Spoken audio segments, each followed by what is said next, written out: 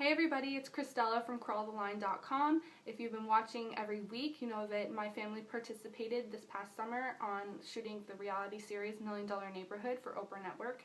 Right now it's airing in Canada every Sunday night at 8 p.m. and every day thereafter I will be uploading a blog post and a recap of each episode and what I thought from an inside perspective, and hopefully you guys enjoy it.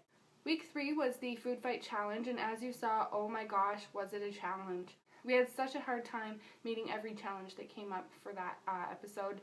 We had to cut back on our food costs. We weren't allowed to dine out at all. And I have to say, out of all of the challenges, that was the best one for us throughout the entire show, because our family eats out a ton, or used to eat out a ton. We did all the calculations through every challenge to see how much we'd been spending on certain things, and eating out was one of our biggest unnecessary expenses. We were spending upwards of $700 a month. $700 a month eating out.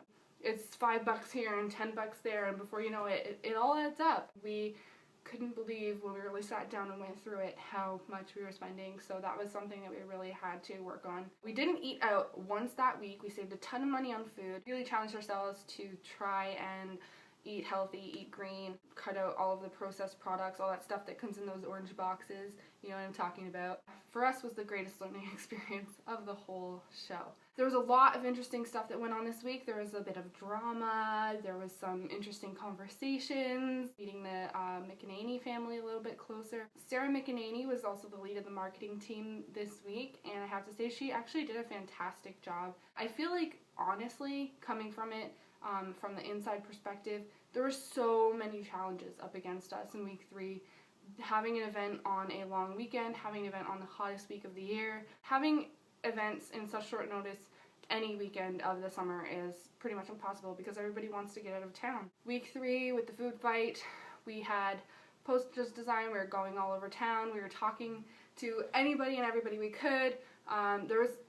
In the logistics side of things, there was a lot of trouble right from the get-go in figuring out how it was going to go down. The teams couldn't agree on how we were going to sell tickets, how the food was going to be sold, you know, if there was going to be alcoholic beverages, where it was going to be held.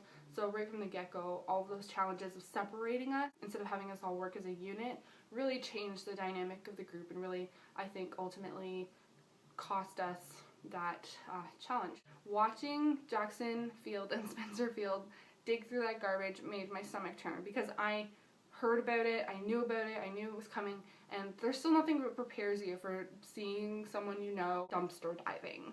Can you imagine putting yourself in that situation? I can't. I know I can't. They have some balls of steel, I have to say that.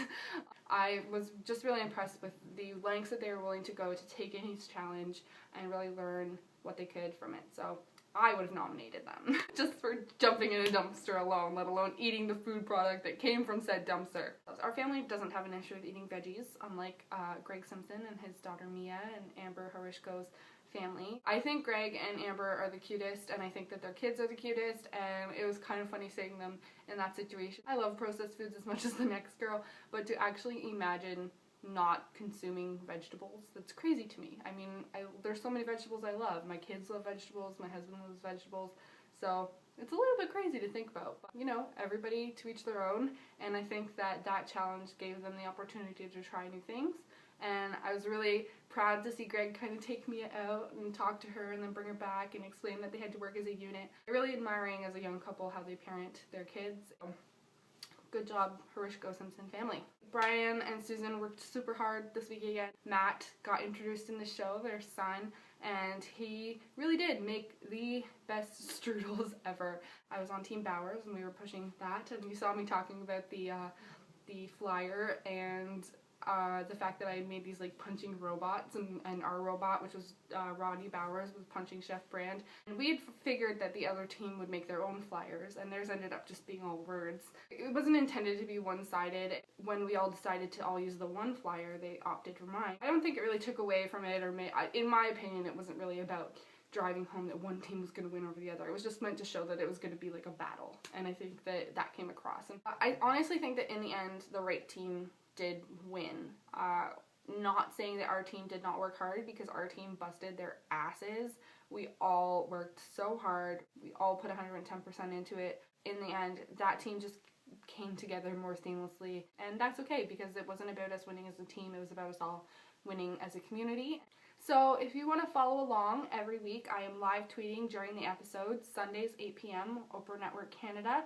I am tweeting at Christella Says is my Twitter name, and you can follow me through MDNTV as the hashtag. You can ask questions, you can make comments. I try and answer everybody, so feel free. And if your question's really good, it'll probably end up on the vlog or the blog, so check in for that. If you guys have people that you want to see me sit down with and chat with about their experience on the show, I'd love to hear what you think. We have a lot of stuff coming up in the upcoming episodes that I think all of us are really excited to share with you.